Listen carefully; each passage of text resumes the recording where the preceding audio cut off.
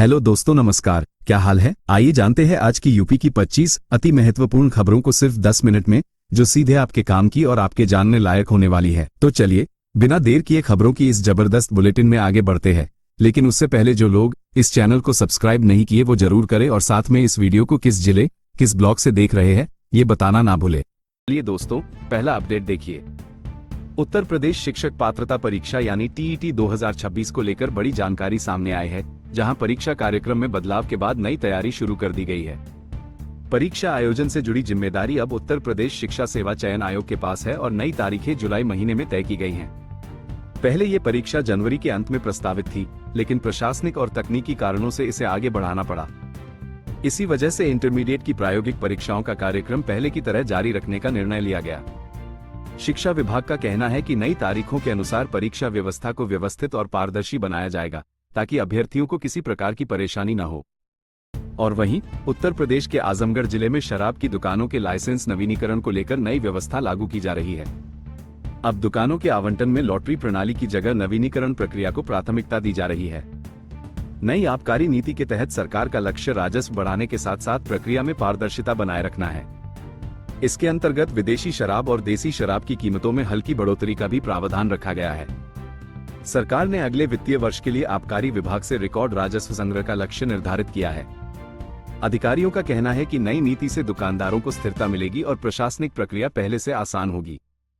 और एक और बड़ा अपडेट कश्मीर के सेब उद्योग से जुड़ा सामने आया है, जहां भारत अमेरिका व्यापार समझौते के असर को लेकर चिंता जताई जा रही है। विशेषज्ञों का मानना है कि आयात नीति में बदलाव होने पर स्थानीय उत्पादकों को भारी आर्थिक नुकसान उठाना पड़ सकता है। अनुमान है कि सेब उद्योग को लगभग 10,000 करोड़ रुपए तक का नुकसान हो सकता है। कश्मीर की अर्थव्यवस्था में सेब उत्पादन की महत्वपूर्ण भूमिका रही है और लाखों लोग इससे जुड़े हैं। व्यापार नीति में बदलाव से विदेशी सेब के आयात की प्रतिस्पर्धा बढ़ने की आशंका है। इस मुद्दे पर किसानों और व्यापारियों ने सरकार से संरक्षणात्मक कदम उठाने की मांग की है। चलिए अगला अपडेट देखिए। किसान क्रेडिट कार्ड योजना को लेकर भारतीय रिजर्व बैंक ने बड़े बदलावों का प्रस्ताव तैयार किया है, जिससे किसानों को ऋण सुविधा और आसान हो सकती है। प्रस्ताव के अनुसार लोन की सीमा बढ़ाने और भुगतान की समय सीमा में विस्तार करने पर विचार किया जा रहा है। इससे किसानों को खेती के खर्च और आपात जरूरतों के लिए अधिक वित्तीय सहायता मिल सकेगी। योजना के अंतर्गत अन्य प्रक्रियाओं को भी सरल बनाने की तैयारी चल रही है। सरकार और बैंकिंग प्रणाली का उद्देश्य किसानों की आय और कृषि निवेश को मजबूत करना है। अगर ये बदलाव लागू होते हैं तो देश के करोड़ों किसानों को सीधा लाभ मिल सकता है। और खबरों में आगे बढ़ें इससे पहले राष्ट्रीय राजमार्गों पर टोल नियमों में बदलाव की खबर सामने आई है, जो 15 फरवरी से लागू होने जा रही है। नए नियम के अनुसार जिन एक्सप्रेसवे या हाईवे का निर्माण पूरी तरह पूरा नहीं हुआ है, वहां कम टोल शुल्क लिया जाएगा। सरकार का कहना है कि यात्रियों को अधूरी सुविधाओं के लिए पूरा शुल्क नहीं देना पड़े, इसलिए यह निर्णय लिया गया है। सड़क परिवहन मंत्रालय ने इस नीति को निष्पक्ष और उपयोगकर्ता हितैषी बताया है। इससे लंबी दूरी की यात्रा करने वाले लोगों को आर्थिक राहत मिलने की उम्मीद है। विशेषज्ञों का मानना है कि यह कदम इंफ्रास्ट्रक्चर परियोजनाओं में जवाबदेही बढ़ाने में भी मदद करेगा। चलिए दोस्तों, अगला अपडेट देखिए। ब्रिटिश ब्रॉडकास्टिंग कॉरपोरेशन की एक रिपोर्ट में बताया गया है कि दुनिया के कई देशों में आर्टिफिशियल इंटेलिजेंस तकनीक के बढ़ते उपयोग को लेकर नई बहस शुरू हो गई है। विशेषज्ञों का कहना है कि यह तकनीक नौकरी, शिक्षा और सुरक्षा जैसे क्षेत्रों में बड़ा बदलाव ला सकती है। कई कंपनियां अब एआई आधारित सिस्टम को तेजी से अपनाने लगी हैं। पिछले कुछ वर्षों में इस तकनीक का विस्तार बहुत तेजी से हुआ है। सरकारें भी इसके नियम तय करने की दिशा में काम कर रही हैं। माना जा रहा है कि आने वाले समय में एआई इंसानी जीवन के लगभग हर क्षेत्र को प्रभावित करेगा। और वहीं आधार कार्ड से जुड़ा एक बड़ा अपडेट सामने आया है। भारतीय विशिष्ट पहचान प्राधिकरण ने आधार कार्ड के नए डिजाइन पर काम शुरू किया है, जिसमें फोटो और क्यूआर कोड पर अधिक जोर दिया जाएगा। इसका उद्देश्य पहचान सत्यापन को और सुरक्षित बनाना है। डिजिटल पहचान प्रणाली को मजबूत करने के लिए ये बदलाव किया जा रही है। पहले भी आधार में सुरक्षा फीचर्स जोड़े जाते रहे हैं। नई व्यवस्था लागू होने के बाद पहचान से जुड़ी धोखाधड़ी की घटनाओं को कम करने की उम्मीद जताई जा रही है। चलिए अगला अपडेट देखिए। उत्तर प्रदेश में मौसम एक बार फिर करवट लेने वाला है, क्योंकि पश्चिमी विक्षोभ सक्रिय होने जा रहा है।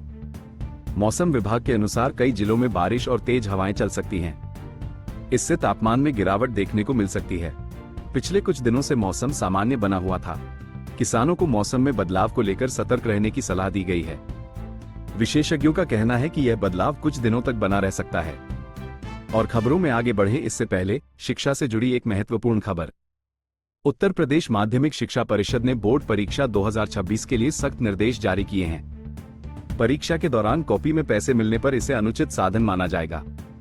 नकल रोकने के लिए निगरानी व्यवस्था को और मजबूत किया गया है। पिछले वर्षों में नकल के मामलों को लेकर कई कदम उठाए गए थे। इस बार परीक्षा प्रक्रिया को पूरी तरह पारदर्शी बनाने पर जोर दिया जा रहा है। और एक और बड़ा अपडेट, उच्च न्यायालय ने अनुसूचित जाति और जनजाति अत्याचार निवारण कानून से जुड़े एक मामले में महत्वपूर्ण टिप्पणी की है। अदालत ने कहा कि हर अपमानजनक टिप्पणी स्वतः इस कानून के तहत अपराध नहीं मानी जा सकती।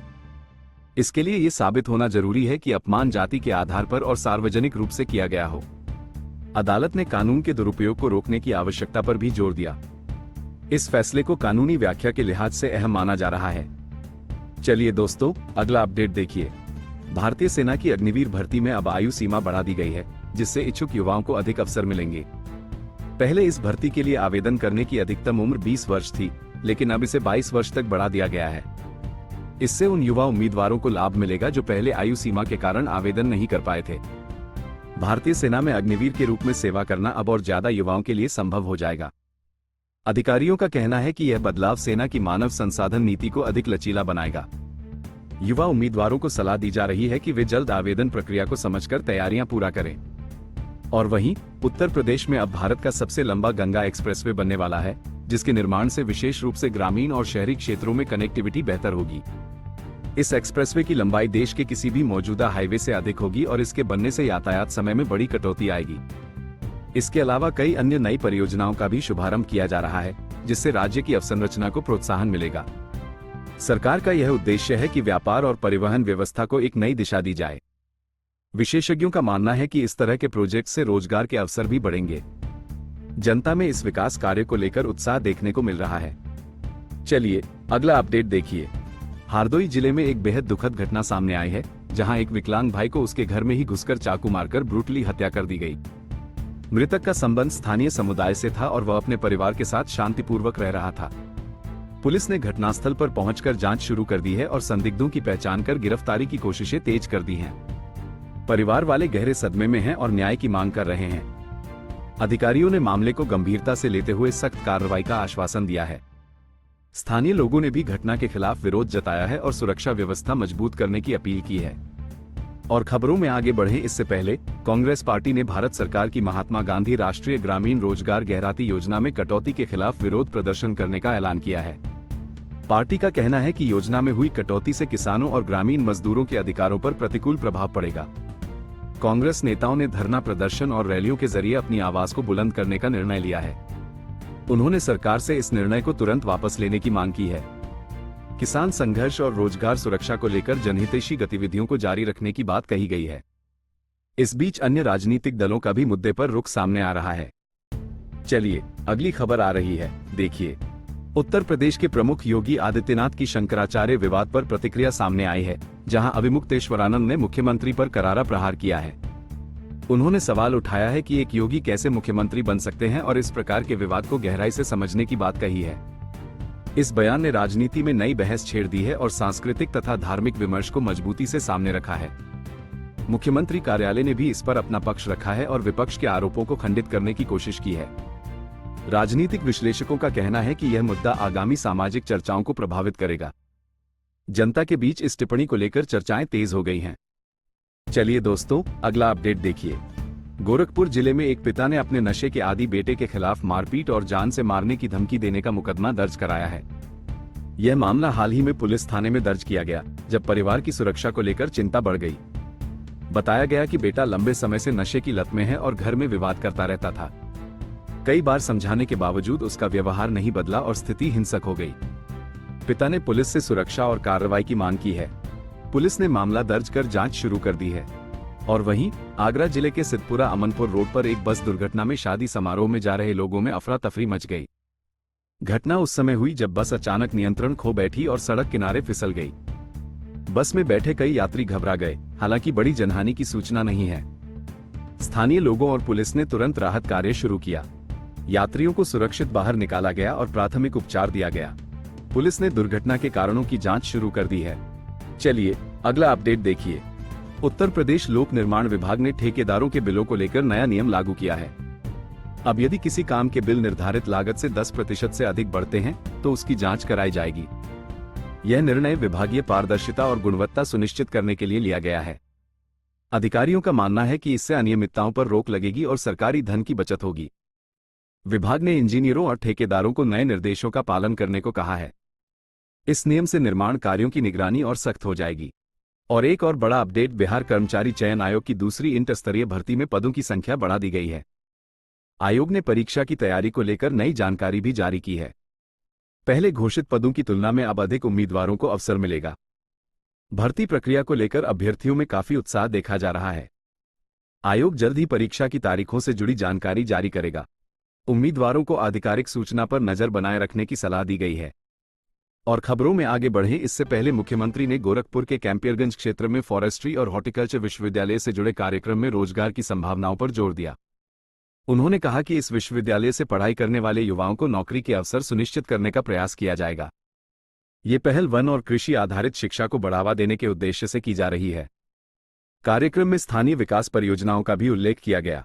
सरकार का लक्ष्य युवाओं को कौशल आधारित शिक्षा देना है। इससे क्षेत्र में रोजगार और शोध गतिविधियों को गति मिलने की उम्मीद है। क्या आप चाहते हैं कि मैं इस स्क्रिप्ट के आधार पर कोई हेडलाइन या सारांश तैयार करूं?